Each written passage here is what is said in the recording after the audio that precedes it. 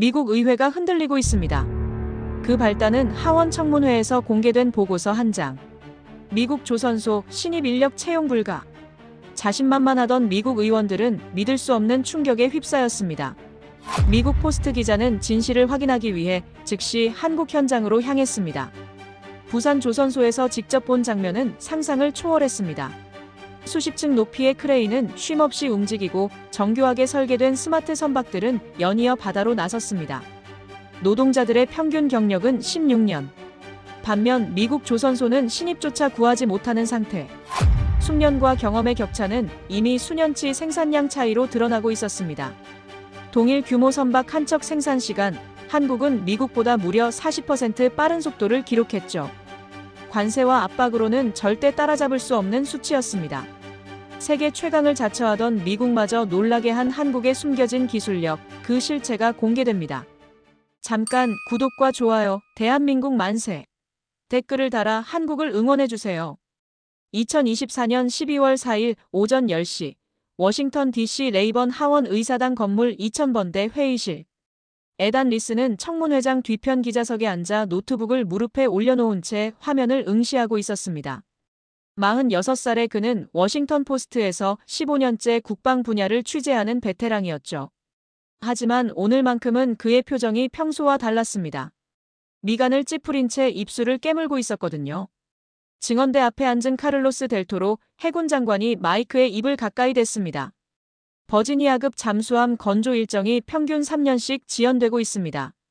콜럼비아급 전략 잠수함 프로그램 역시 예정보다 2년 이상 늦어질 전망입니다. 그의 목소리는 낮고 무거웠어요. 회의실 안이 술렁이기 시작했습니다. 의원들이 서로 눈빛을 교환했고 몇몇은 고개를 절레절레 흔들었죠. 에단은 재빨리 키보드를 두드렸습니다. 손가락이 건반 위를 미끄러지듯 움직였어요. 그러나 그의 마음속엔 묘한 공허함이 자리 잡고 있었습니다. 이런 뉴스를 몇 번이나 써왔던가요? 지연, 예산 초과, 인력 부족. 매년 반복되는 이야기였습니다. 독자들은 이미 무감각해진 지 오래였고 정부는 매번 같은 변명만 늘어놓았죠. 델토로 장관이 계속 말했습니다. 조선소 숙련 인력이 심각하게 부족합니다. 현재 미국 내 대형 조선소는 사실상 4곳에 불과하며 그마저도 노동력 확보에 어려움을 겪고 있습니다. 한 의원이 손을 들어 질문했어요. 장관님, 동맹국과의 협력 방안은 검토하셨습니까? 델토로가 잠시 망설이다 대답했습니다. 현재로선 구체적인 계획이 없습니다. 에단은 노트북 화면에서 눈을 떼고 천장을 올려다봤습니다. 형광등 불빛이 너무 밝아서 눈이 부셨어요. 그는 한숨을 내쉬었습니다. 15년 동안 국방부를 쫓아다녔지만 상황은 나아지기는커녕 점점 더 꼬여만 갔습니다. 예산은 천문학적으로 늘어났지만 결과물은 형편없었죠. 에단은 속으로 중얼거렸습니다. 이건 뉴스가 아니라 부고 기사야. 청문회가 끝난 뒤 에단은 본사로 돌아왔습니다. K스트리트에 위치한 워싱턴 포스트 편집국은 오후 2시가 넘은 시각인데도 여전히 분주했어요. 기자들이 책상 사이를 오가며 전화통화를 하거나 키보드를 두드렸습니다. 에단은 자신의 자리에 앉아 기사 초안을 작성하기 시작했어요. 제목은 미 해군 함정 건조, 또다시 3년 지연이었습니다. 1시간쯤 지났을까요? 편집국장 로버트 체인버스가 에단의 책상 앞으로 다가왔습니다. 58살의 체인버스는 30년 경력의 언론인으로 회색 머리와 날카로운 눈빛이 인상적인 사람이었죠. 그는 에단의 어깨를 톡톡 두드렸습니다. 리스, 잠깐 내 사무실로 와. 에단은 노트북을 들고 편집국장실로 향했습니다. 유리문을 열고 들어서자 체인버스가 책상 뒤 의자에 앉아 팔짱을 낀 채 그를 바라보고 있었어요. 앉게. 에단이 의자에 앉자 체인버스가 입을 열었습니다. 오늘 청문회 어땠나? 에단이 어깨를 으쓱했어요. 예상대로였습니다. 지연, 변명, 책임 회피. 체인버스가 고개를 끄덕였습니다. 그래. 독자들도 이젠 지겨워해. 같은 이야기만 반복하면 뉴스가 아니라 잡음이 되지. 그는 책상 위에 놓인 서류 몇 장을 집어 에단에게 건넸어요. 이것 좀 봐. 에단이 서류를 받아들고 첫 페이지를 훑어봤습니다. 한국 조선업 현황에 관한 리포트였어요. 세계시장 점유율, 기술 경쟁력, 최근 수주 실적 같은 내용들이 빼곡히 적혀 있었습니다. 에단이 고개를 들어 체인버스를 쳐다봤어요. 이게 뭔가요? 체인버스가 팔짱을 풀고 몸을 앞으로 기울였습니다. 자네 한국 가봤나? 에단이 고개를 저었어요. 아니요. 체인버스가 말했습니다. 부산에 가게. 거기 조선소 좀 보고 와. 미국이 무너지는 동안 저쪽은 뭘 하고 있는지 직접 확인해 보라고. 에단은 어이가 없다는 표정을 지었습니다. 눈썹이 올라가고 입이 살짝 벌어졌어요. 한국이요? 조선업은 일본 아닙니까? 체인버스가 피식 웃었습니다. 그게 20년 전 이야기야. 지금은 한국이 세계 1위지. 삼성중공업, HD현대, 한화오션. 들어는 봤겠지? 에단이 서류를 다시 내려다봤어요. 숫자들이 눈에 들어왔습니다. 2024년 전 세계 선박 발주량 중 한국이 차지한 비율은 60%가 넘었습니다. 에단이 한숨을 쉬었어요. 이건 출장이 아니라 유배 같은데요. 체인버스가 책상을 탁 쳤습니다. 유배든 뭐든 가서 답을 찾아와. 미국 조선업이 왜 무너졌는지, 한국은 어떻게 살아남았는지. 독자들은 비교가 필요해. 우리가 뭘 놓쳤는지 알아야 한다고. 에단은 더 이상 반박하지 않았습니다. 어차피 편집국장의 결정은 번복되지 않았으니까요. 사무실을 나온 에단은 다시 자리로 돌아와 한국행 항공편을 검색했습니다. 12월 10일 출발 티켓이 예약 가능했어요. 그는 마우스 커서를 구매 버튼 위에 올려놓은 채 잠시 멈칫했습니다. 화면 한쪽에는 HD현대 홈페이지가 띄워져 있었어요. 메인 화면에는 거대한 LNG 운반선 사진이 보였습니다. 배의 크기가 압도적이었죠. 에단은 사진을 확대해서 봤습니다. 선체 표면이 매끄럽고 정교했어요. 정말 저걸 만들 수 있나? 그는 속으로 의문을 품었습니다. 다음 날 아침, 에단은 집에서 짐을 꾸렸습니다. 버지니아주 알렉산드리아에 위치한 그의 아파트는 작았지만 깔끔했어요. 거실 창문 너머로 포토맥 강이 보였습니다. 그는 캐리어에 옷가지와 노트북, 카메라를 챙겼어요. 아내 케이트가 부엌에서 커피를 내려 그에게 건넸습니다. 며칠이나 갈 거야? 에단이 커피를 한 모금 마시고 대답했어요. 일주일쯤. 길어야 열흘. 케이트가 걱정스러운 표정을 지었습니다. 조심해. 낯선 곳이잖아. 에단은 미소 지었습니다. 취재지가 전부 낯선 곳이었어. 괜찮아. 하지만 속마음은 달랐어요. 그는 여전히 이번 출장이 시간 낭비라고 생각했습니다.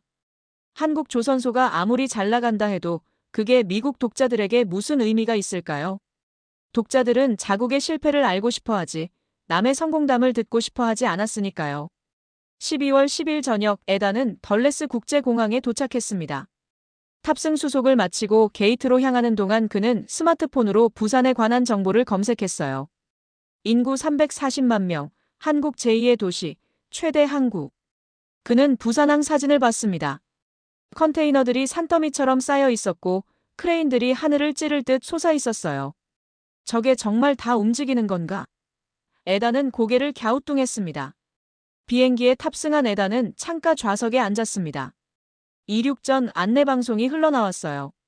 비행시간은 14시간. 에단은 안대를 쓰고 눈을 감았습니다. 머릿속으로 청문회 장면이 다시 떠올랐어요. 델토로 장관의 무기력한 표정, 의원들의 한숨, 기자석에서 쏟아지던 냉소 섞인 웃음. 미국 조선업은 정말 끝난 걸까요? 아니면 아직 희망이 남아있을까요? 에단은 답을 찾을 수 없었습니다. 비행기가 이륙했습니다. 창밖으로 워싱턴 DC의 불빛들이 점점 멀어졌어요. 에단은 안대를 벗고 다시 창밖을 바라봤습니다. 구름 사이로 달빛이 새어들었어요. 그는 노트북을 열어 메모를 작성하기 시작했습니다. 한국 조선업 취재 목표 기술력, 인력 구조, 정부 지원 정책 확인. 하지만 타이핑을 멈추고 다시 생각했어요. 내가 뭘 기대하는 거지? 에단은 자신에게 되물었습니다. 그러나 대답은 돌아오지 않았습니다. 그저 엔진 소리만이 기내를 채웠을 뿐이었죠. 2024년 12월 12일 오전 9시 김해국제공항에 도착한 에단은 입국장을 빠져나왔습니다. 14시간의 비행으로 몸은 천근만근 무거웠지만 정신만큼은 또렷했어요. 공항 밖으로 나서자 차가운 겨울바람이 얼굴을 스쳤습니다. 에단은 재킷 지퍼를 목까지 올리고 택시 승강장으로 향했어요. 택시기사에게 메모해온 주소를 보여주자 기사가 고개를 끄덕이며 출발했습니다. 택시가 고속도로에 진입했습니다. 에단은 차창 너머로 보이는 항구의 모습에 시선을 빼앗겼어요. 수십 개의 크레인이 일렬로 늘어서 있었고 그 아래로 컨테이너 선들이 정박해 있었습니다. 크레인팔이 천천히 움직이며 컨테이너를 들어올렸어요. 에단은 속으로 중얼거렸습니다. 저게 다 가동 중이라고. 워싱턴에서 본 자료 사진과는 차원이 달랐습니다. 택시가 부산 신항 근처에 도착했습니다. 에단은 HD 현대 스마트십 통합센터 입구 앞에 내렸어요. 건물은 유리와 철골로 지어진 현대적인 구조물이었습니다. 입구 로비에는 대형 디스플레이가 설치돼 있었고 화면에는 실시간으로 업데이트되는 선박 데이터가 표시되고 있었어요. 에단은 리셉션 데스크로 걸어가 예약 확인을 마쳤습니다. 직원이 미소 지으며 말했어요. 정하윤 센터장님이 곧 내려오실 겁니다. 5분쯤 지났을까요? 엘리베이터 문이 열리고 한 여성이 걸어 나왔습니다.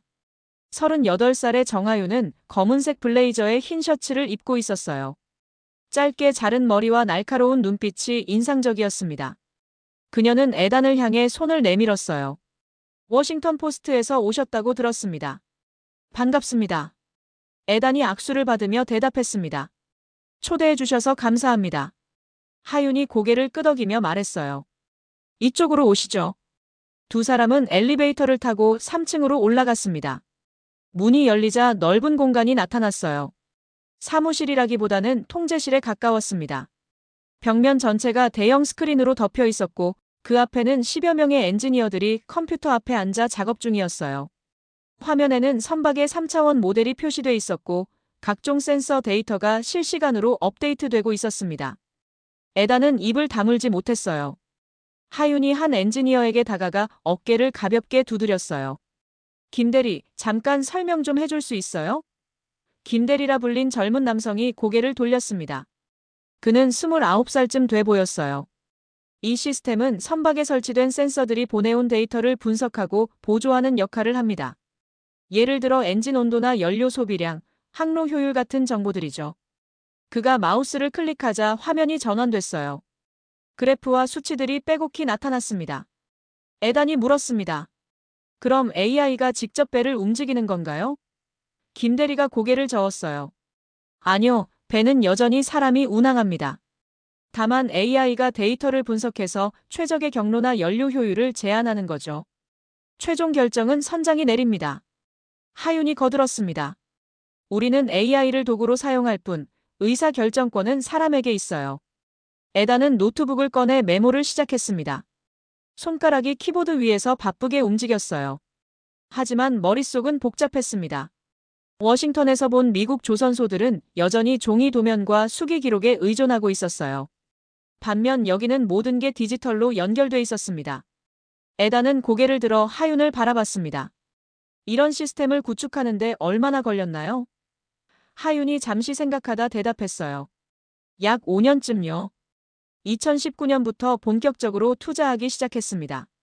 하윤이 에단을 다른 구역으로 안내했습니다.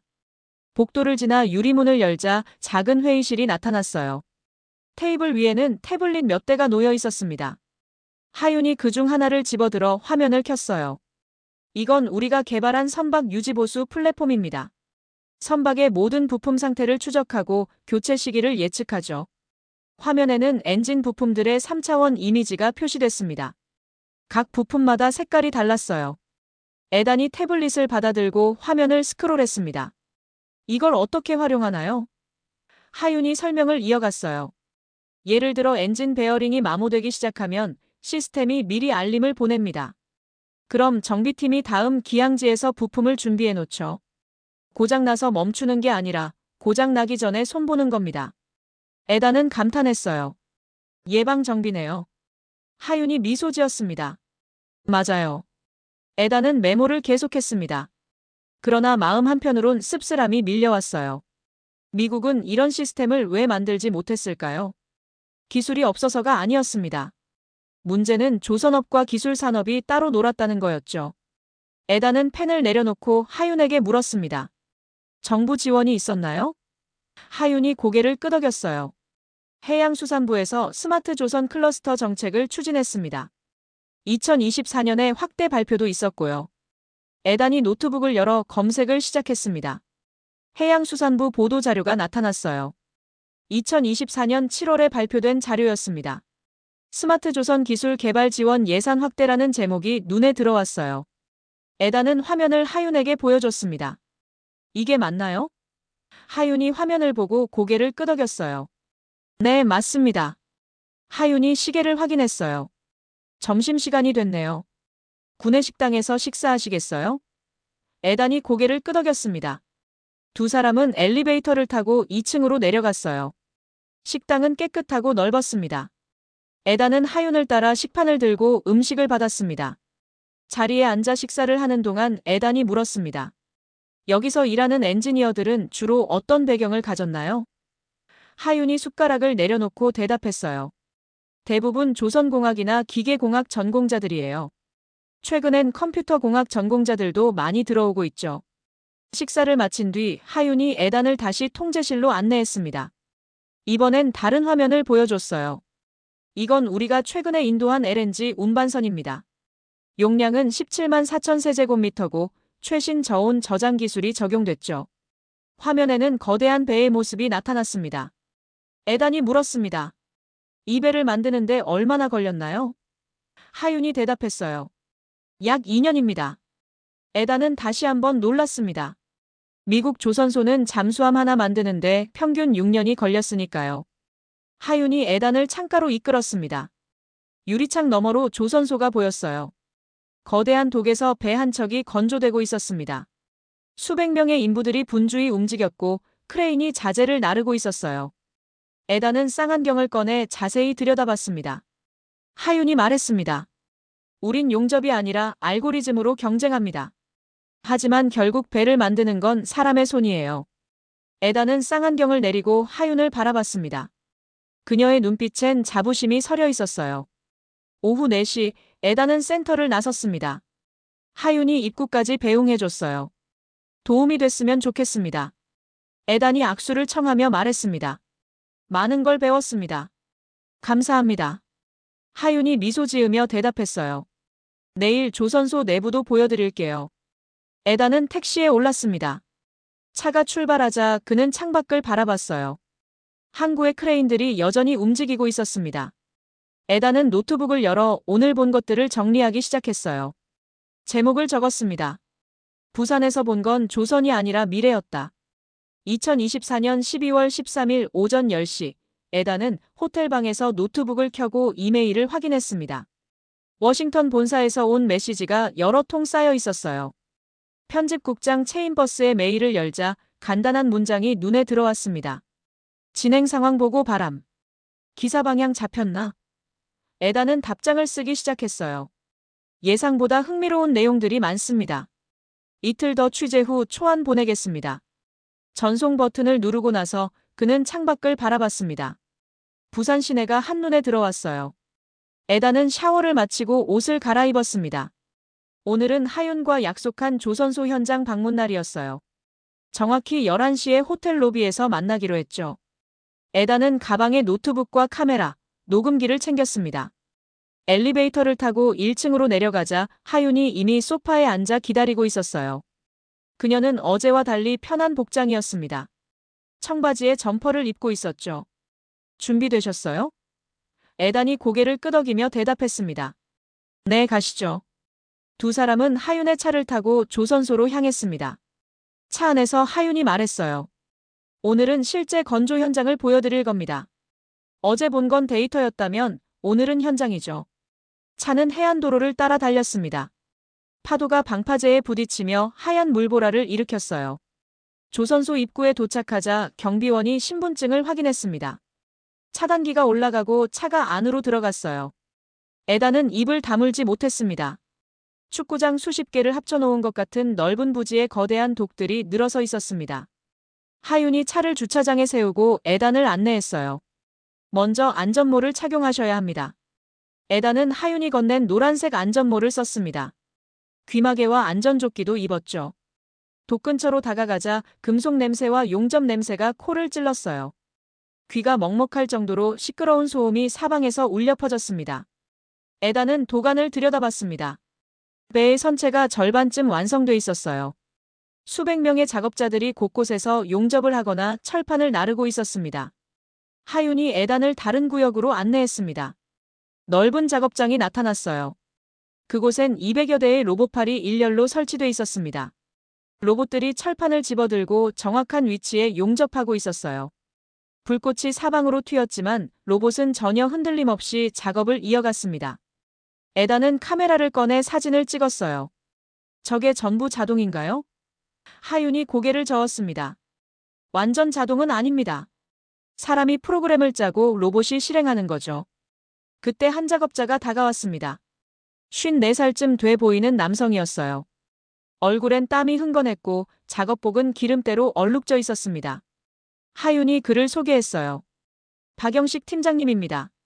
30년 넘게 이 일하신 분이죠. 영식이 에단에게 손을 내밀었습니다. 반갑습니다.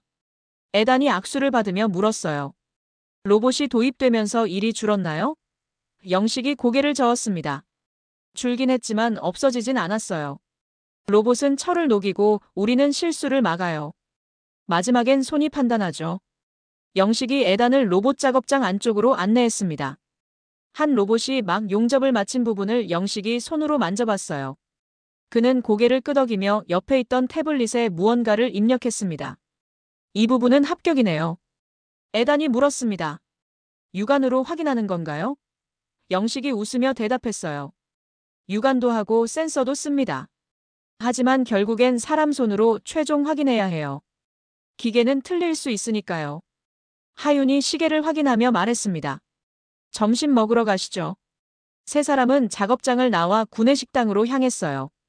식당은 붐볐습니다. 자리에 앉아 식사를 하는 동안 에단은 주변을 둘러봤습니다. 작업자들은 대부분 조용히 식사를 했어요. 피곤한 기색이 역력했지만 표정은 밝았습니다. 식사를 마치고 에단은 하윤과 함께 다시 작업장으로 돌아왔습니다. 그런데 하윤의 휴대전화가 울렸어요. 그녀가 전화를 받더니 표정이 굳어졌습니다. 네, 알겠습니다. 바로 확인하겠습니다. 통화를 끊고 에단을 돌아봤어요. 잠깐 사무실로 가봐야겠어요. 급한 일이 생겼습니다. 사무실에 도착하자 여러 직원들이 컴퓨터 앞에 모여 있었어요. 모두 심각한 표정이었습니다. 하윤이 화면을 보더니 작게 한숨을 쉬었어요. 에단이 물었습니다. 무슨 일인가요? 하윤이 스마트폰을 꺼내 뉴스 기사를 보여줬습니다. 제목이 굵은 글씨로 적혀 있었어요. 미국 한국산 조선 기자재에 20% 긴급 관세 부과. 에단은 눈을 크게 떴습니다. 이게 무슨? 하윤이 화면을 스크롤하며 말했어요. 방금 발표됐습니다. 오늘 오후 2시 기준으로 적용된대요. 에단은 스마트폰을 받아 기사를 자세히 읽었습니다. 미 무역대표부가 국가안보를 이유로 긴급 조치를 발동했다는 내용이었어요. 한국산 선박용 엔진 부품, 전자제어 시스템, 항해, 장비 등에 20% 관세가 부과된다고 했습니다. 하윤이 직원들에게 지시를 내렸어요. 미국 거래처에 연락해서 상황 파악하세요. 계약 조건 재검토 필요한 건 리스트 만들고요. 직원들이 즉시 움직이기 시작했습니다. 에단은 하윤에게 물었어요. 어떻게 대응할 건가요? 하윤이 의자에 앉으며 대답했습니다. 일단 영향 범위를 파악해야죠. 다행히 우리 핵심 데이터는 클라우드에 백업돼 있어요. 물리적 부품은 관세 영향을 받지만 기술과 정보는 여전히 흐를 수 있습니다. 에단은 영식을 다시 찾아갔습니다. 영식은 여전히 작업장에서 로봇을 점검하고 있었어요. 에단이 다가가 물었습니다. 관세 소식 들으셨어요? 영식이 고개를 끄덕이며 대답했어요. 들었죠. 근데 뭐 처음도 아니고요. 에단이 놀라며 물었습니다. 처음이 아니라고요? 영식이 웃었습니다. 몇 년 전에도 비슷한 일 있었어요. 그때도 다들 난리였는데 결국 우린 살아남았죠. 관세는 벽이지만 기술은 연결이에요. 에단은 영식의 말을 메모했습니다. 그는 속으로 생각했어요. 이 사람들은 흔들리지 않는구나. 에단은 카메라를 들어 영식의 모습을 찍었습니다. 로봇 불꽃 사이에서 땀에 젖은 얼굴이 렌즈에 담겼어요. 오후 5시 에단은 호텔로 돌아왔습니다. 방에 들어서자마자 노트북을 켰어요. 편집국장에게서 온 메시지가 3통이나 쌓여 있었습니다. 에단은 키보드를 두드리기 시작했습니다. 오늘 본 것들을 정리했어요. 에단은 문장을 적었습니다. 미국은 벽을 세웠는데 여긴 다리를 만들고 있었다. 에단은 창밖을 바라봤습니다. 부산 항구의 불빛들이 반짝이고 있었어요. 에단은 생각했습니다. 이건 단순한 산업이 아니야. 국가 전략이야. 2024년 12월 14일 오전 8시, 에단은 호텔 조식당에서 커피를 마시며 노트북 화면을 응시했습니다. 어젯밤 작성한 기사 초안이 화면에 떠 있었어요. 관세 발표 이후 한국 조선소의 반응을 담은 내용이었죠. 그러나 뭔가 부족했습니다. 에단은 마우스 커서를 문단 사이로 움직이며 고민했어요. 데이터와 시스템만으론 이야기가 완성되지 않았습니다. 사람이 빠져 있었죠. 에단의 휴대전화가 울렸습니다. 하윤에게서 온 문자였어요. 오늘 오전 10시에 용접 작업장 투어 가능하세요? 현장 작업자들 직접 만나보실 수 있어요. 에단은 즉시 답장을 보냈습니다. 그러죠. 호텔 로비에서 만나요. 그는 커피잔을 비우고 방으로 올라가 카메라와 녹음기를 챙겼어요. 10시 정각 하윤의 차가 호텔 앞에 도착했습니다. 에단이 조수석에 타자 하윤이 웃으며 말했어요. 오늘은 정말 현장 중의 현장을 보여드릴 겁니다. 로봇과 사람이 함께 일하는 모습이요. 차는 어제와 같은 길을 달렸습니다. 조선소에 도착해 안전장비를 착용한 뒤 두 사람은 대형 용접 작업장으로 향했습니다. 문을 열자 뜨거운 열기가 얼굴을 때렸어요. 수백 개의 용접 불꽃이 동시에 작업장 안을 밝히고 있었습니다. 작업장은 축구장만큼 넓었습니다. 천장 높이는 10m가 넘어 보였죠.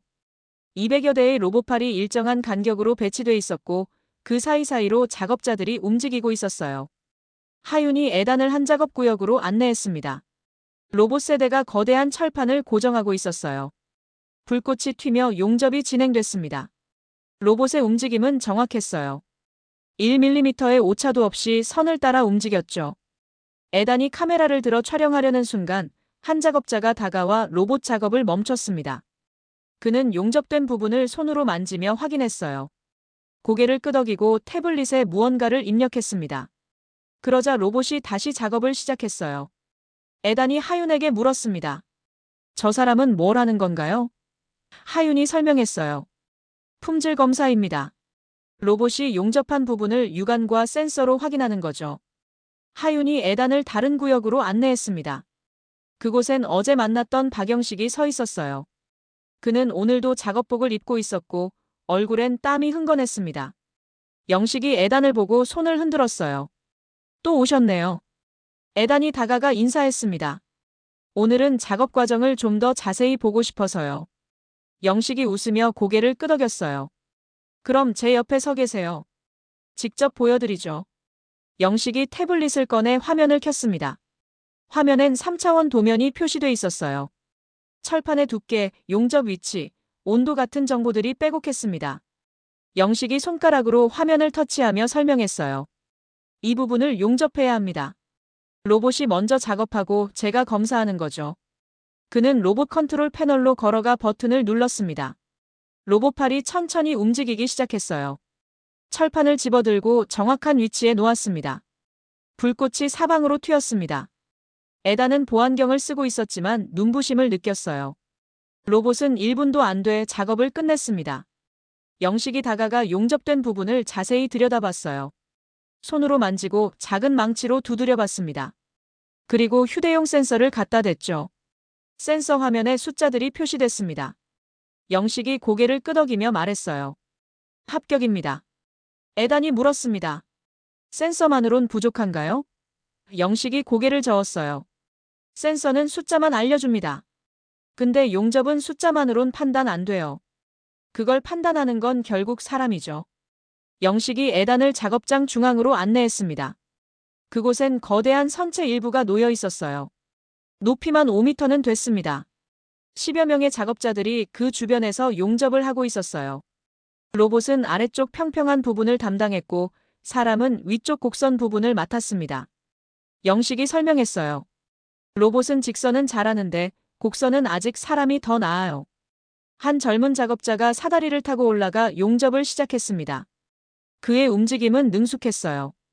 용접봉을 정확한 각도로 대고 일정한 속도로 움직였죠. 에다는 그 모습을 카메라에 담았어요.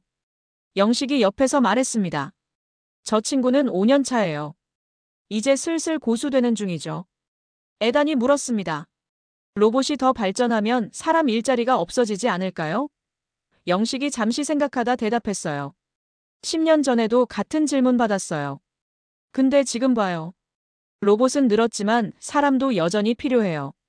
다만 하는 일이 바뀌었죠. 점심시간이 됐습니다. 영식이 에단을 구내식당으로 데려갔어요. 하윤도 합류했습니다. 세 사람은 식판을 들고 줄을 섰어요. 자리에 앉아 식사를 하는 동안 에단이 물었습니다. 힘들지 않으세요? 영식이 숟가락을 내려놓고 대답했어요. 힘들죠. 근데 보람도 있어요. 제가 만든 배가 바다를 다니잖아요. 하윤이 거들었습니다. 영식 팀장님은 이 회사에서 전설이에요. 30년 동안 만든 배가 100척이 넘습니다. 식사를 마치고 세 사람은 다시 작업장으로 돌아왔습니다. 오후에는 정밀 용접 작업이 예정돼 있었어요. 영식이 에단을 한 구역으로 안내했습니다. 그곳엔 작은 부품들이 놓여 있었어요. 영식이 설명했어요. 이 부품들은 영하 160도에서 작동해야 해요. 용접이 조금만 잘못돼도 가스가 새죠. 그래서 로봇이 아니라 사람이 직접 합니다. 한 작업자가 현미경처럼 생긴 장비를 머리에 쓰고 작업을 시작했습니다. 에단은 숨을 죽이고 지켜봤어요. 오후 4시 에단은 작업장을 나섰습니다. 하윤과 영식이 배웅해줬어요. 영식이 말했습니다. 도움이 됐으면 좋겠네요. 에단이 악수를 청하며 대답했어요. 많은 걸 배웠습니다. 특히 사람의 가치를요. 에단은 택시에 올라 호텔로 향했어요. 차 안에서 그는 오늘 찍은 사진들을 확인했습니다. 로봇 불꽃 사이에서 일하는 작업자들의 모습이 렌즈에 담겨 있었어요. 에단은 노트북을 열어 새 문장을 적기 시작했습니다. 이건 기술의 현장이 아니라 예술의 공방이었다. 2024년 12월 15일 오전 7시, 에단은 호텔방 창문을 열고 밖을 내다봤습니다. 부산 하늘에 비구름이 잔뜩 끼어 있었어요. 예보대로 오늘은 비가 올 것 같았죠. 에단은 커튼을 치고 책상으로 돌아왔습니다. 노트북 화면엔 지난 사흘간 작성한 메모들이 빼곡했어요. 그는 스크롤을 내리며 내용을 정리하기 시작했습니다. 스마트십 통합센터, 로봇 용접 작업장, 박영식의 손. 각각의 장면들이 머릿속에서 연결되기 시작했어요. 에단의 휴대전화가 울렸습니다. 워싱턴에서 온 전화였어요. 편집국장 체인버스였죠. 리스, 상황 어떤가? 에단이 대답했습니다. 예상보다 훨씬 복잡합니다. 단순히 조선소만 취재하는 게 아니라 국가 전략 전체를 봐야 할 것 같아요. 체인버스가 잠시 침묵하다 말했어요. 관세 문제는 어떻게 보나? 에단이 창밖을 바라보며 대답했습니다. 그들은 전혀 당황하지 않았어요. 마치 이미 예상했던 것처럼요. 체인버스가 말했습니다. 흥미롭군. 하지만 조심해. 정부 비판은 최소화해야 해. 지금 워싱턴 분위기가 예민하거든. 에단은 미간을 찌푸렸어요. 무슨 뜻인가요? 체인버스가 한숨을 쉬었습니다. 백악관에서 압력이 들어왔어. 무역정책 비판하는 기사는 자제해달라고. 특히 한국을 긍정적으로 다루는 건 더더욱. 에단은 입술을 깨물었습니다. 그럼 진실을 쓰지 말라는 건가요? 체인버스가 말했습니다. 진실은 써. 다만 각도를 조절해. 미국의 실패보다는 한국의 성공에 초점을 맞춰. 이해하겠나? 에단은 대답하지 않았어요. 마음속에 불쾌함이 밀려왔습니다. 15년간 기자 생활을 하면서 이런 압력은 처음이 아니었죠. 하지만 매번 불편했습니다. 체인버스가 다시 말했어요. 리스, 듣고 있나? 에단이 짧게 대답했습니다. 네, 알겠습니다. 통화가 끊어졌어요. 에단은 휴대전화를 책상 위에 내려놓고 한숨을 쉬었습니다. 창밖으로 빗방울이 떨어지기 시작했어요. 굵은 빗줄기가 유리창을 때렸습니다. 에단은 노트북을 닫고 소파에 앉았어요. 머릿속이 복잡했습니다. 진실을 쓰고 싶었지만 본사의 압력도 무시할 수 없었죠. 그는 눈을 감고 생각했습니다. 이게 맞나? 내가 지금 뭘 하고 있는 거지? 오전 9시, 비는 더욱 거세졌습니다. 에다는 우산을 챙겨 들고 호텔을 나섰어요. 오늘은 하윤과의 약속이 없었습니다. 대신 혼자 부산 시내를 돌아보기로 했죠. 택시를 타고 광안리 해변으로 향했습니다. 비 오는 날의 바다를 보고 싶었어요. 택시 안에서 에다는 스마트폰으로 뉴스를 확인했습니다. 미국 뉴스 사이트를 열자 관세 관련 기사들이 쏟아져 나왔어요. 대부분 찬성 입장이었습니다. 국내 산업 보호를 위한 불가피한 조치라는 제목들이 눈에 띄었죠. 에다는 화면을 스크롤하다 한 기사에서 멈췄습니다. 한국 뉴스였어요. 제목은 현대차 엘라베마 공장, 역대 최대 생산량 기록이었습니다. 에다는 기사를 클릭해 자세히 읽었어요. 현대차가 미국 엘라베마주에 있는 공장에서 지난달 4만 대 이상의 차량을 생산했다는 내용이었습니다. 관세와 무관하게 미국 내 생산을 늘리고 있었던 거죠. 에다는 고개를 끄덕였습니다. 이미 준비돼 있었구나. 택시가 광안리 해변에 도착했습니다. 에다는 요금을 지불하고 내렸어요. 비가 쏟아지고 있었지만 그는 우산을 펴고 해변을 걸었습니다. 파도가 거칠게 밀려왔어요. 하얀 물보라가 방파제를 넘어 육지로 쏟아졌습니다. 에다는 벤치에 앉아 바다를 바라봤어요. 먹구름 사이로 가끔 햇빛이 새어나왔습니다. 에다는 스마트폰을 꺼내 다시 뉴스를 검색했습니다. 이번엔 해양수산부 홈페이지에 접속했어요. 최근 보도자료 섹션을 열자 눈길을 끄는 제목이 있었습니다. 스마트 조선 클러스터 확대 정책 추진. 발표일은 2024년 7월 18일이었어요. 에다는 내용을 읽기 시작했습니다. 정부가 부산, 거제, 울산 지역을 스마트 조선 중심지로 육성한다는 계획이었죠. AI 기반 선박 설계, 자동화 생산 시스템, 친환경 선박 개발에 향후 5년간 3조 원을 투자한다는 내용도 있었어요. 에다는 화면을 스크롤하며 계속 읽었습니다. 민관 협력을 통한 기술 개발 가속화, 해외 시장 확대를 위한 금융 지원 강화, 조선 인력 양성 프로그램 확대, 구체적인 계획들이 나열돼 있었어요. 에다는 숨을 깊이 들이마셨습니다. 이건 단순한 산업 정책이 아니었어요. 국가 차원의 장기 전략이었죠. 에다는 메모장 앱을 열어 타이핑하기 시작했습니다. 한국은 위기에 대응한 게 아니라 위기를 예상하고 준비했다. 비가 잠시 약해졌습니다. 에다는 벤치에서 일어나 해변을 따라 걸었어요. 멀리 광안대교가 보였습니다. 다리 위로 차들이 끊임없이 오갔어요. 에다는 생각했습니다. 미국은 뭘 했지? 그는 지난 10년간의 미국 조선 정책을 떠올렸습니다. 예산 증액, 청문회, 책임 공방. 하지만 구체적인 기술 투자나 인력 양성 계획은 없었어요. 그저 문제를 지적하고 비난하기만 했죠. 에단의 휴대전화가 다시 울렸습니다. 하윤에게서 온 문자였어요. 내일 오전에 연구개발센터 방문 가능하세요? 친환경 선박 프로젝트 보여드릴게요. 에단은 즉시 답장을 보냈습니다. 좋습니다. 시간 알려주세요. 하윤이 곧바로 답장을 보냈어요. 10시에 호텔 로비에서 만나요. 에단은 스마트폰을 주머니에 넣고 다시 해변을 걸었습니다. 오후 2시 비가 그쳤습니다. 에단은 택시를 타고 호텔로 돌아왔어요. 방에 들어가자마자 옷을 갈아입고 노트북 앞에 앉았습니다. 체인버스의 말이 계속 머릿속을 맴돌았어요. 정부 비판은 최소화해야 해. 에단은 키보드 위에 손을 올려놓은 채 멈춰 있었습니다. 무엇을 쓸지 고민됐어요. 진실을 쓰면 본사와 충돌할 게 뻔했습니다. 하지만 진실을 숨기면 기자로서 의미가 없었죠. 에단은 워싱턴 포스트 홈페이지에 접속했습니다. 최신 기사들을 훑어봤어요. 대부분 국내 정치나 선거 관련 기사였습니다. 조선업이나 무역 정책에 관한 심층 기사는 거의 없었어요. 에단은 마우스를 내려놓고 생각했습니다. 독자들은 이런 걸 알아야 하는데. 그는 새 문서를 열었습니다. 제목을 적기 시작했어요. 우린 싸웠고 그들은 준비했다. 에단은 지난 사흘간 모은 자료들을 정리하기 시작했습니다. HD 현대 스마트십 통합센터의 AI 시스템, 200대의 로봇과 함께 일하는 작업자들, 해양수산부의 스마트 조선 클러스터 정책, 현대차 엘라베마 공장의 생산량 증가. 각각의 퍼즐 조각들이 하나로 맞춰지기 시작했어요. 에단은 문장을 적었습니다. 한국은 관세에 대응한 게 아니라 이미 미국 시장 안으로 들어와 있었다.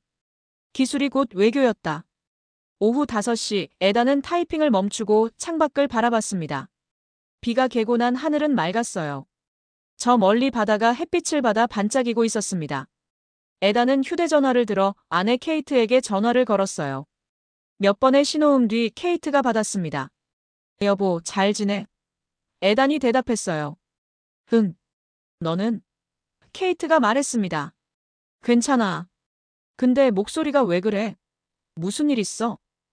에단은 잠시 망설이다 말했습니다. 취재하면서 많은 걸 배우고 있어.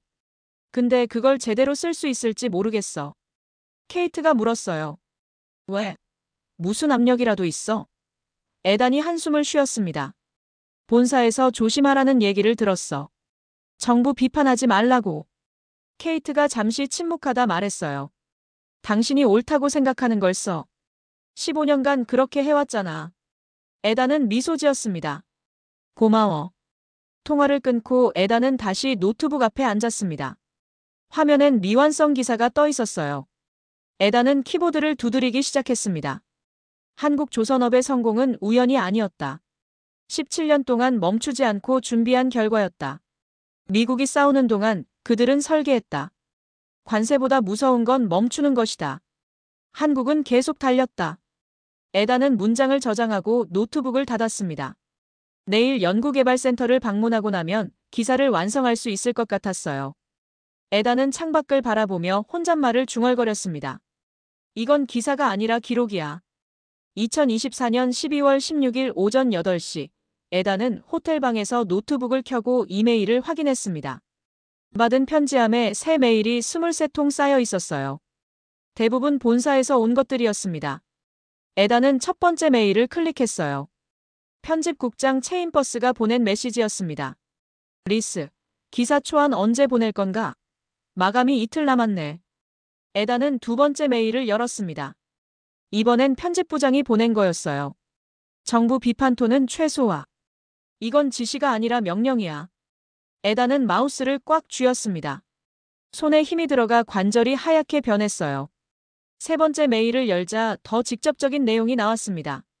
워싱턴 포스트 법무팀장이 보낸 메시지였어요. 한국조선업 관련 기사 작성 시 유의사항. 미 정부 정책에 대한 직접적 비판 금지. 국가 안보와 관련된 민감한 표현 자제. 기사 송고 전 법무팀 검토 필수. 에단은 노트북 화면을 응시했습니다. 입술을 깨물고 있었어요. 15년 기자 생활 중 이런 압력은 처음이었습니다. 아니, 정확히 말하면 이 정도로 노골적인 압력은 처음이었죠. 에단은 의자에서 일어나 창가로 걸어갔습니다. 부산 시내가 아침 햇살을 받아 빛나고 있었어요. 저 멀리 항구의 크레인들이 보였습니다. 여전히 움직이고 있었죠. 에단은 주먹을 쥐었다 펴기를 반복했습니다. 마음속에 분노와 좌절이 뒤섞여 있었어요. 내가 뭘 위해 여기 있는 거지? 그는 혼잣말을 중얼거렸습니다. 진실을 쓰기 위해서였나요? 아니면 본사가 원하는 기사를 쓰기 위해서였나요? 휴대전화가 울렸습니다. 하윤에게서 온 전화였어요. 에단 씨, 준비되셨어요? 30분 후에 로비에서 만나기로 했잖아요. 에단은 시계를 확인했습니다. 9시 30분이었어요. 정신이 없어서 시간 가는 줄 몰랐습니다. 아, 네. 바로 내려갈게요. 에단은 서둘러 옷을 갈아입고 가방을 챙겼어요. 노트북과 카메라, 녹음기를 넣었습니다. 그러나 마음은 여전히 무겁였어요. 로비에 내려가자 하윤이 소파에 앉아 기다리고 있었습니다. 그녀는 에단을 보고 일어서며 손을 흔들었어요. 오늘은 연구개발센터에 가볼 겁니다. 친환경 선박 프로젝트를 보여드릴게요. 에단은 억지로 미소 지으며 고개를 끄덕였습니다. 좋습니다. 하지만 목소리엔 힘이 없었어요. 하윤이 에단의 표정을 살피며 물었습니다. 괜찮으세요? 안색이 안 좋은데요. 에단이 손을 저었어요. 아니요, 괜찮습니다. 그냥 좀 피곤해서요. 두 사람은 차를 타고 연구개발센터로 향했습니다. 차 안은 조용했어요. 하윤이 운전에 집중하고 에단은 창밖을 멍하니 바라봤습니다. 달리는 차들, 인도를 걷는 사람들, 신호등. 모든 게 평범했지만 에단의 눈엔 제대로 들어오지 않았어요. 머릿속엔 법무팀장의 메일 내용만 맴돌았습니다. 정부 비판 금지, 민감한 표현 자제, 법무팀 검토 필수. 에단은 주먹을 쥐었습니다. 30분쯤 지나 차가 연구개발센터 앞에 도착했습니다. 건물은 스마트십 통합센터보다 더 컸어요. 유리로 된 외벽이 햇빛을 반사하며 눈부시게 빛났습니다. 하윤이 차에서 내리며 말했어요. 여기서 암모니아 추진선과 수소 연료 전지선을 개발하고 있어요. 세계 최초로 상용화를 목표로 하고 있죠. 에단은 카메라를 꺼내 건물을 찍었습니다. 하지만 마음은 여전히 무거웠어요. 두 사람은 건물 안으로 들어갔습니다. 로비는 넓고 깨끗했어요. 벽면에는 대형 스크린이 설치돼 있었고 친환경 선박의 홍보 영상이 재생되고 있었습니다. 하윤이 안내 데스크에서 방문증을 받아 에단에게 건넸어요. 두 사람은 엘리베이터를 타고 4층으로 올라갔습니다. 문이 열리자 실험실이 나타났어요. 10여 명의 연구원들이 컴퓨터 앞에 앉아 작업 중이었습니다. 하윤이 한 연구원에게 다가가 인사했어요. 김 박사님, 오늘 방문객 모시고 왔습니다. 김 박사라 불린 남성이 고개를 들었습니다. 40살쯤 돼 보이는 사람이었어요. 안경을 쓰고 있었고 흰 실험복을 입고 있었습니다. 안녕하세요. 반갑습니다. 에단이 악수를 청하며 자기소개를 했어요. 워싱턴 포스트 기자 에단 리스입니다. 김 박사가 미소 지으며 대답했습니다. 들었어요. 미국에서 오셨다면서요? 김 박사가 에단을 실험실 안쪽으로 안내했습니다. 거대한 수조가 놓여 있었어요. 수조 안에는 선박 모형이 떠 있었습니다. 김 박사가 설명을 시작했어요. 이건 암모니아 추진선 모형입니다. 암모니아를 연료로 사용하면 탄소 배출이 제로가 돼요. 지금 전 세계가 주목하는 기술이죠. 에단은 카메라를 들어 모형을 촬영했습니다. 하지만 손이 떨렸어요. 초점이 제대로 맞지 않았습니다. 김 박사가 태블릿을 꺼내 데이터를 보여줬어요. 2025년까지 실선 개발을 완료할 계획입니다.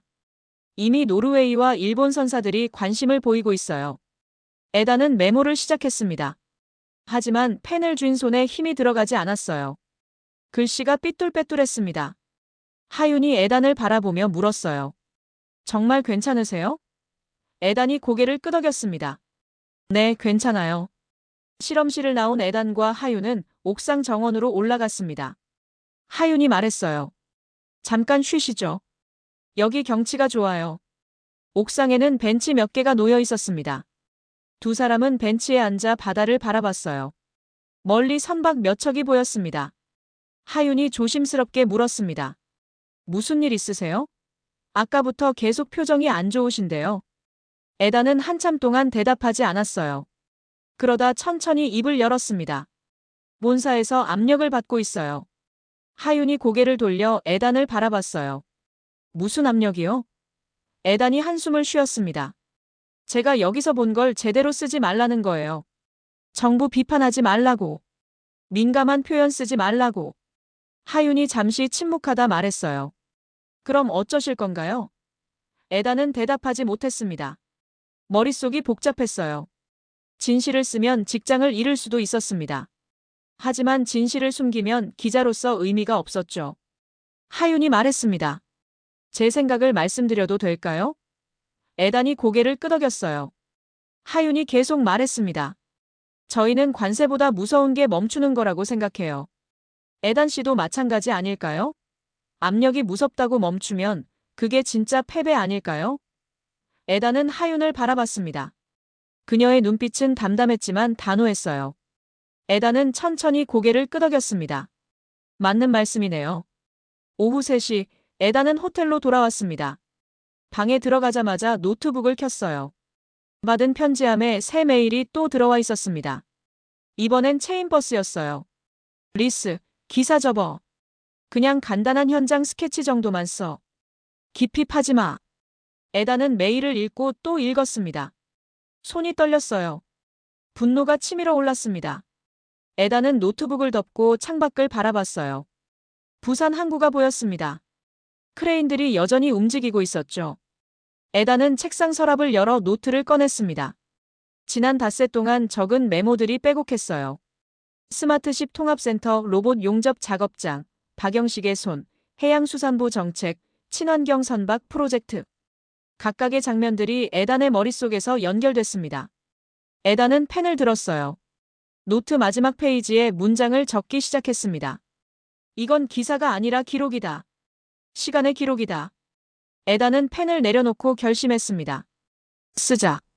제대로 쓰자. 에다는 노트북을 다시 열었습니다. 새 문서를 만들고 제목을 적었어요. 부산에서 본 건 조선이 아니라 미래였다. 그리고 첫 문장을 타이핑하기 시작했습니다. 한국은 싸우지 않았다. 대신 준비했다. 기술은 무기가 아니라 신뢰의 언어였다. 에단의 손가락이 키보드 위를 빠르게 움직였어요. 문장들이 화면에 나타나기 시작했습니다. 에단은 멈추지 않았어요. 본사의 압력도 법무팀의 경고도 잊었습니다. 그는 진실을 쓰고 있었어요. 3시간이 지났습니다. 에단은 기사 초안을 완성했어요. 3,000단어가 넘었습니다. 스마트십 통합센터에서 본 AI 시스템, 로봇과 함께 일하는 작업자들, 박영식의 말, 정하윤의 담담함, 해양수산부 정책, 친환경 선박 프로젝트. 모든 게 담겨 있었습니다. 에단은 화면을 스크롤하며 다시 읽었어요. 손에 땀이 났습니다. 이 기사를 보내면 어떻게 될까요? 본사와 충돌할 게 뻔했습니다. 어쩌면 해고될 수도 있었죠. 하지만 에단은 망설이지 않았어요. 마우스 커서를 전송 버튼 위에 올렸습니다. 그리고 클릭했어요. 이건 기록이야. 누군가는 남겨야 해. 2024년 12월 17일 오전 6시, 에단은 침대에서 눈을 떴습니다. 어젯밤 기사를 전송한 뒤 잠을 제대로 자지 못했어요. 2~3시간마다 깨서 휴대전화를 확인했습니다.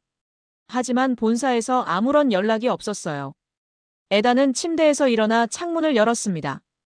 부산 시내에 아침 햇살이 비치고 있었어요. 저 멀리 항구의 크레인들이 보였습니다. 오늘도 움직이고 있었죠. 에단은 샤워를 마치고 노트북을 켰습니다. 이메일을 확인하자 받은 편지함에 새 메일이 15통 쌓여 있었어요. 심장이 빠르게 뛰기 시작했습니다. 첫 번째 메일을 클릭했어요. 편집국장 체인버스가 보낸 메시지였습니다. 리스, 당장 전화해. 지금 즉시. 에단은 손이 떨렸어요. 두 번째 메일을 열었습니다. 편집부장이 보낸 거였죠. 무슨 짓을 한 건가? 법무팀이 난리야. 에단은 숨을 깊이 들이마셨습니다. 예상했던 반응이었어요. 에단은 휴대전화를 들고 체인버스에게 전화를 걸었습니다. 2번의 신호음 뒤 체인버스가 받았어요. 목소리가 날카로웠습니다. 리스, 대체 무슨 생각으로 그런 기사를 보낸 거야? 에단이 차분하게 대답했습니다. 제가 본 걸 쓴 겁니다. 진실을요? 체인버스가 한숨을 쉬었어요. 진실? 자네 지금 직장 일을 각오돼 있나? 에단은 잠시 침묵했습니다. 그리고 말했어요. 그럴 각오로 썼습니다. 체인버스가 말했습니다. 법무팀이 검토 중이야. 정부 비판 부분은 전부 삭제하라고 했어. 그리고 한국 찬양 톤도 줄이라고. 에단이 물었어요. 그럼 뭐가 남나요? 팩트를 빼면 기사가 아니잖아요. 체인버스가 목소리를 낮췄습니다. 리스, 자네 마음은 알아. 근데 지금 위에서 압력이 장난 아니야. 백악관에서도 눈치 보고 있고. 에단은 입술을 깨물었어요. 그래도 전 이 기사를 수정하지 않을 겁니다. 체인버스가 잠시 침묵하다 말했습니다. 자네 정말 고집스럽군. 알았어. 일단 하루만 기다려봐. 내가 편집회의에서 싸워볼게. 통화가 끊어졌어요. 에단은 휴대전화를 내려놓고 창밖을 바라봤습니다. 가슴이 답답했어요. 하지만 후회는 없었습니다. 그는 옳은 일을 했으니까요. 오전 10시, 에단은 호텔 로비로 내려갔습니다. 하윤과 마지막 만남이 예정돼 있었어요. 내일이면 에단은 워싱턴으로 돌아가야 했습니다. 하윤이 소파에 앉아 기다리고 있었어요. 에단이 다가가자 하윤이 일어서며 미소 지었습니다. 오늘은 항구를 둘러볼까 해요. 실제 배들이 출항하는 모습을 보면 좋을 것 같아서요. 에단이 고개를 끄덕였어요. 좋습니다. 두 사람은 차를 타고 부산 신항으로 향했습니다. 차 안에서 하윤이 물었어요. 기사는 어떻게 됐나요? 에단이 한숨을 쉬며 대답했습니다. 본사와 실랑이 중이에요. 수정하라는데 전 거부했어요. 하윤이 잠시 생각하다 말했습니다. 힘드시겠네요. 에단이 고개를 저었어요. 괜찮아요. 제 선택이니까요. 하윤이 미소 지었습니다. 용기 있으시네요. 신항에 도착하자 거대한 컨테이너선이 부두에 정박해 있었습니다. 선체 길이가 300m는 넘어 보였어요. 크레인들이 컨테이너를 하역하고 있었습니다. 에단은 카메라를 꺼내 촬영을 시작했어요. 하윤이 옆에서 설명했습니다. 저 배는 일주일 전에 완성됐어요. 오늘 오후에 유럽으로 출항할 예정이죠. 에단이 렌즈를 통해 배를 바라봤습니다. 선체가 햇빛을 받아 빛나고 있었어요. 하윤이 에단을 선착장 끝으로 안내했습니다. 그곳에서 바다가 한눈에 보였어요. 파도가 잔잔하게 일렁이고 있었습니다. 하윤이 말했어요. 17년 전 이 자리에 처음 섰을 때 아무것도 없었어요. 그냥 빈 바다였죠. 근데 지금은 이렇게 변했어요. 에단이 주변을 둘러봤습니다. 부두, 크레인, 조선소, 연구개발센터. 모든 게 그 17년 동안 만들어진 거였죠. 에단이 물었습니다. 앞으로 어떻게 될 것 같아요? 하윤이 바다를 바라보며 대답했어요. 모르겠어요. 다만 우린 계속 달릴 거예요. 멈추는 게 제일 무서우니까요.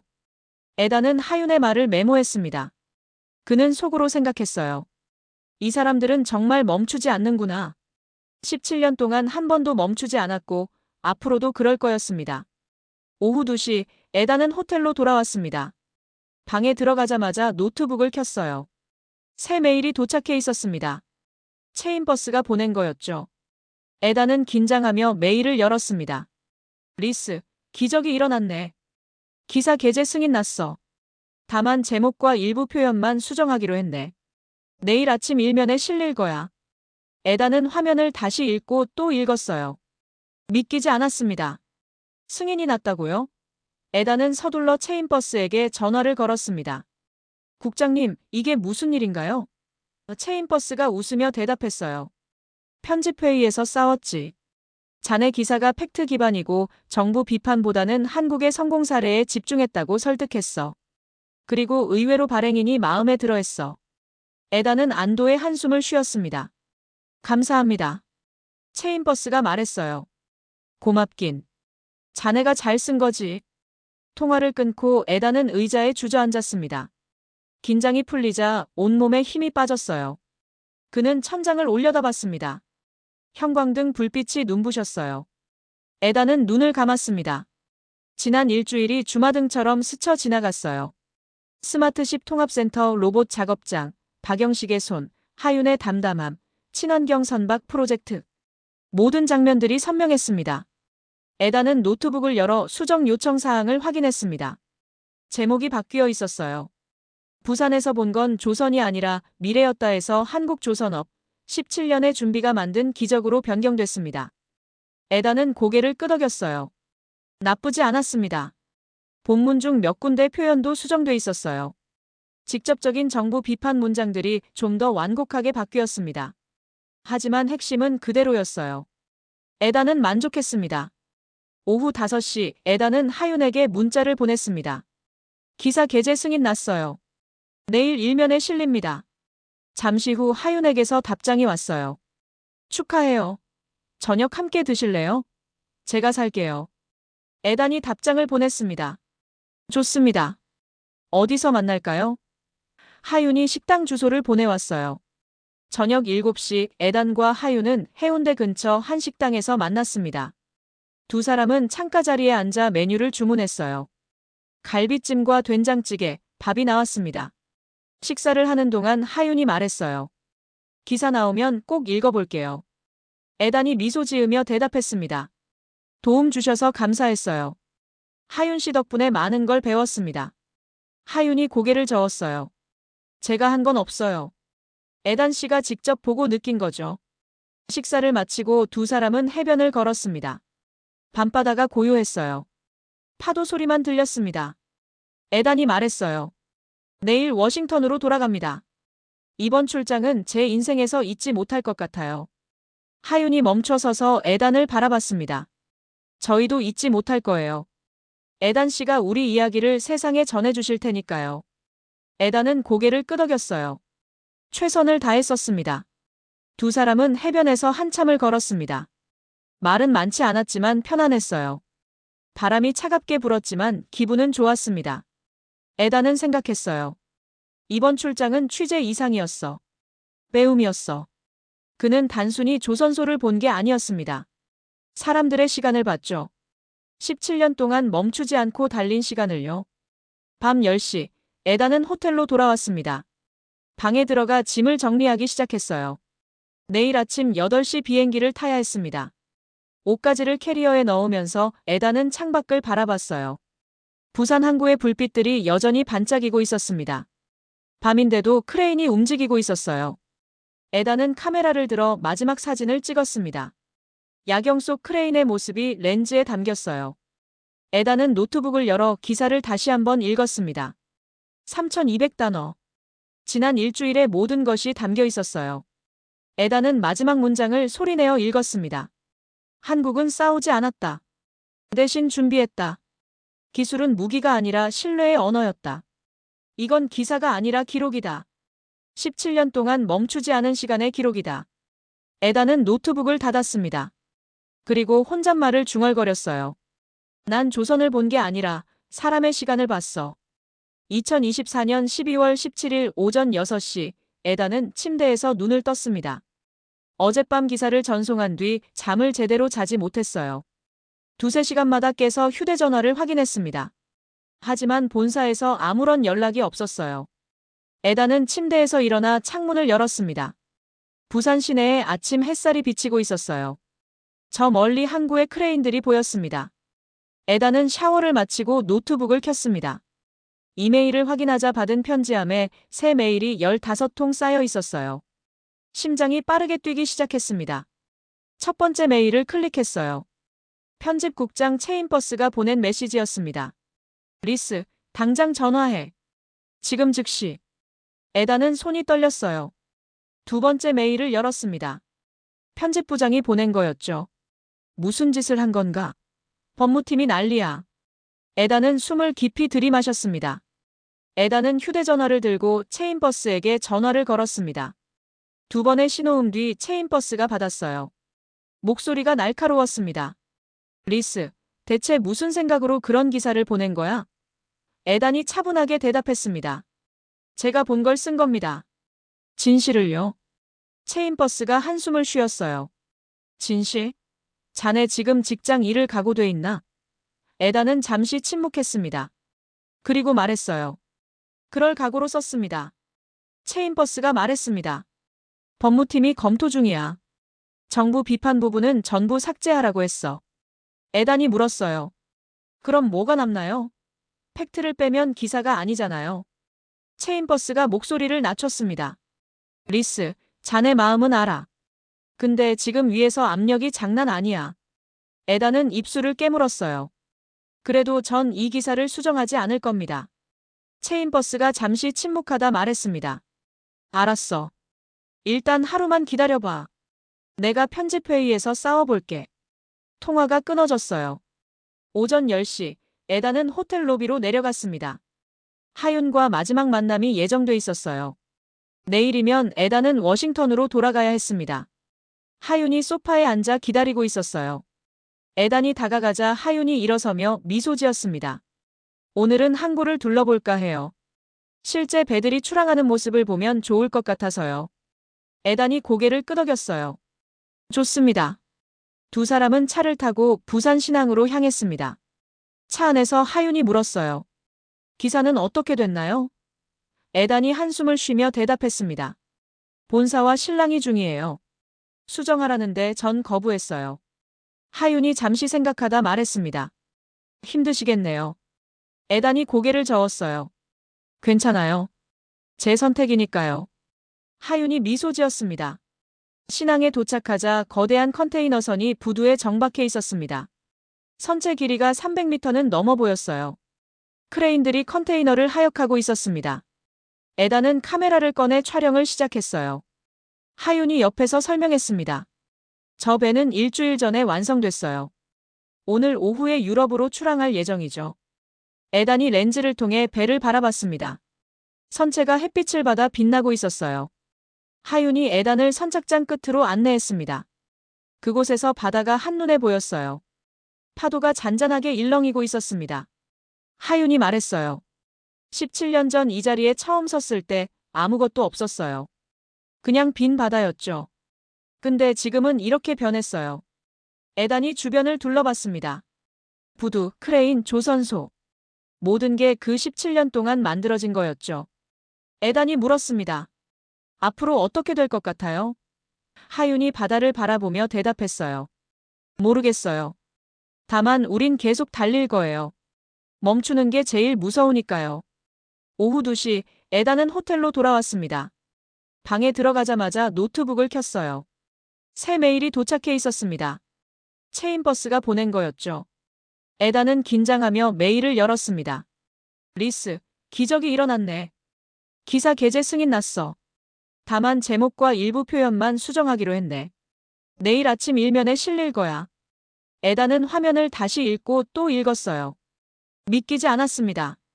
에단은 서둘러 체인버스에게 전화를 걸었습니다. 국장님, 이게 무슨 일인가요? 체인버스가 웃으며 대답했어요. 편집회의에서 싸웠지.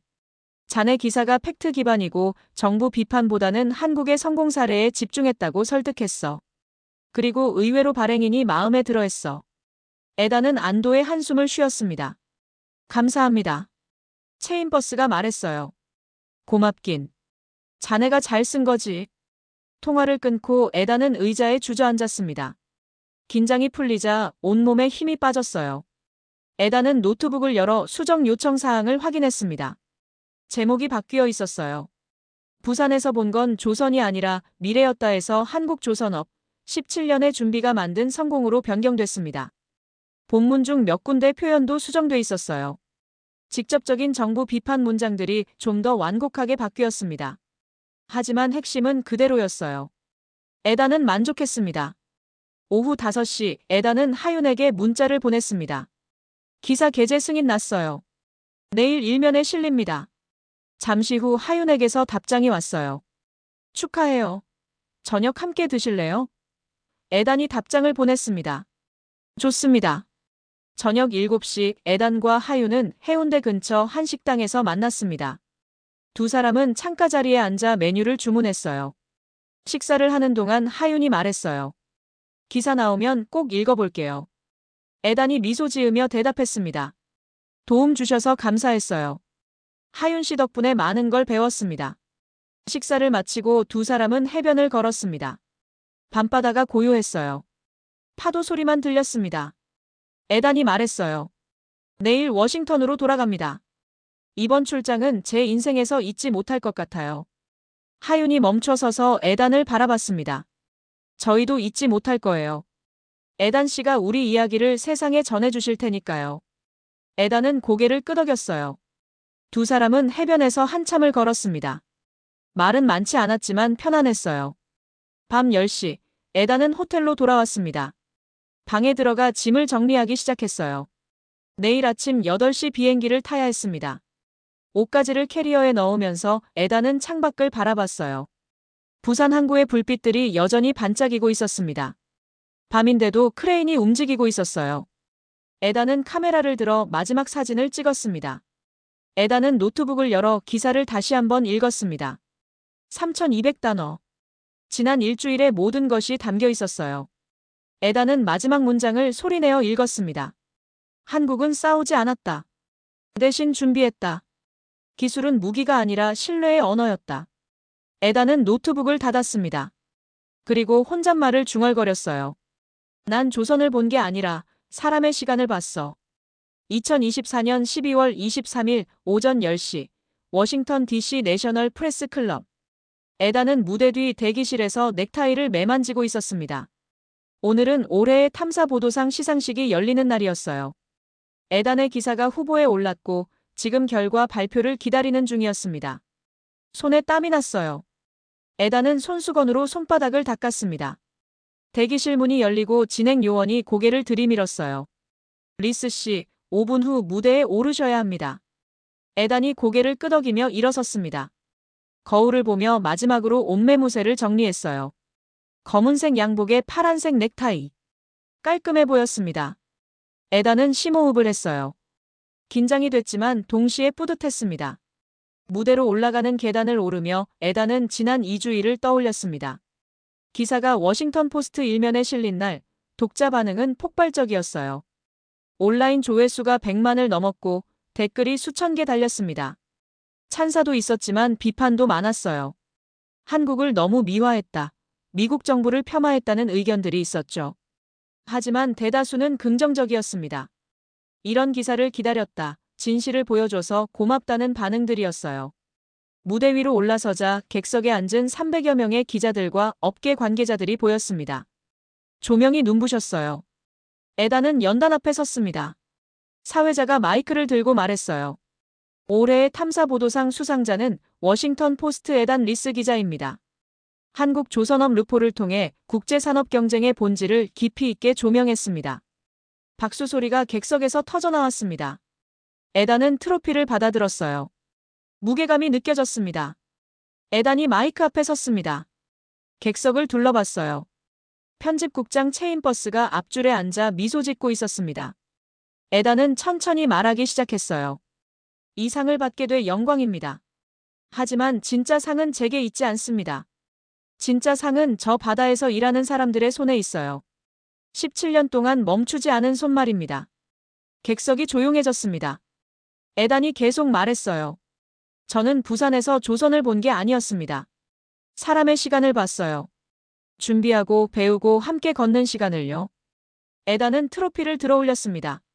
이 상은 부산의 박영식 팀장님께, 정하윤 센터장님께, 그리고 이름 모를 수많은 작업자들께 바칩니다.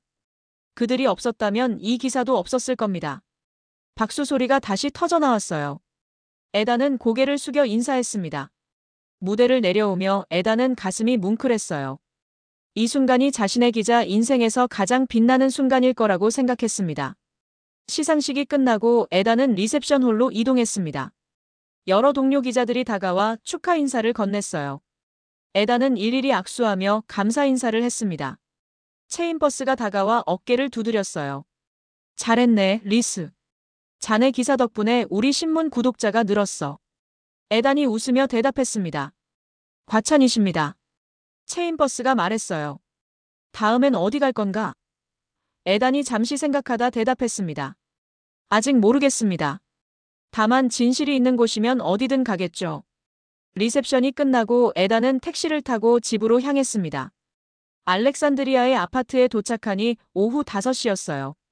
문을 열고 들어서자 아내 케이트가 거실 소파에 앉아 있었습니다. 그녀가 일어서며 미소 지었어요. 축하해요, 수상자 양반. 에단이 웃으며 케이트를 안았습니다. 고마워. 당신 덕분이야. 케이트가 고개를 저었어요. 당신이 잘한 거죠. 에단은 소파에 앉아 트로피를 책장 위에 올려놓았습니다. 케이트가 와인 2잔을 가져왔어요. 두 사람은 건배를 했습니다. 에단이 와인을 한 모금 마시며 말했어요. 부산에서의 일주일이 내 인생을 바꿨어. 케이트가 물었습니다. 어떻게? 에단이 창밖을 바라보며 대답했어요. 난 항상 문제만 찾았어. 뭐가 잘못됐는지, 누가 책임져야 하는지. 근데 부산에선 달랐어. 사람들이 문제를 해결하는 모습을 봤거든. 그게 진짜 저널리즘이었어. 그날 밤 에단은 노트북을 열어 이메일을 확인했습니다. 받은 편지함에 하윤에게서 온 메일이 있었어요. 에단은 메일을 클릭했습니다. 에단 씨, 수상 소식 들었어요. 정말 축하드립니다. 저희 팀 모두가 기뻐했어요. 그리고 한 가지 소식을 전하고 싶어서 메일 드립니다. 다음 달에 세배를 진수합니다. 이름은 하몬이에요. 에단 씨가 부산에 오시면 꼭 보여드리고 싶어요. 에단은 미소 지으며 답장을 쓰기 시작했습니다. 하윤 씨, 감사합니다. 꼭 다시 방문하겠습니다. 그때까지 건강하세요. 2024년 12월 25일 크리스마스 아침. 에단은 커피를 마시며 워싱턴 포스트 온라인판을 열었습니다. 메인 화면에 새 기사 제목이 보였어요. 의회, 한미해양산업기술협력론의 시작. 에단은 기사를 클릭해 자세히 읽었습니다. 하원 군사위원회가 한국 조선기술 도입에 관한 청문회를 열기로 했다는 내용이었어요. 에단의 기사가 영향을 준 거였습니다. 에단은 고개를 끄덕였어요. 시작이네. 에단은 노트를 꺼내 새로운 기사 아이디어를 적기 시작했습니다. 한미조선 협력의 가능성과 한계, 기술 이전의 정치경제학, 숙련 노동자 양성 프로그램 비교 연구. 여러 주제들이 떠올랐어요. 에다는 펜을 놓고 창밖을 바라봤습니다. 포토맥강이 햇빛을 받아 반짝이고 있었어요. 에다는 생각했습니다. 아직 할 일이 많아. 오후 2시, 에다는 휴대전화를 들어 박영식에게 메시지를 보냈습니다. 부산에서 헤어질 때 연락처를 교환했었어요. 영식 팀장님, 잘 지내시죠? 기사 읽어보셨나요? 10분쯤 지나 답장이 왔습니다. 에단 기자님, 잘 봤습니다. 고맙습니다. 우리 이야기를 세상에 전해줘서요. 다음에 부산 오시면 소주 한잔해요. 에단이 웃으며 답장을 보냈어요. 꼭 그러겠습니다. 에단은 소파에 앉아 지난 한 달을 정리했습니다. 부산행 비행기에 올랐을 때 그는 냉소적인 기자였어요.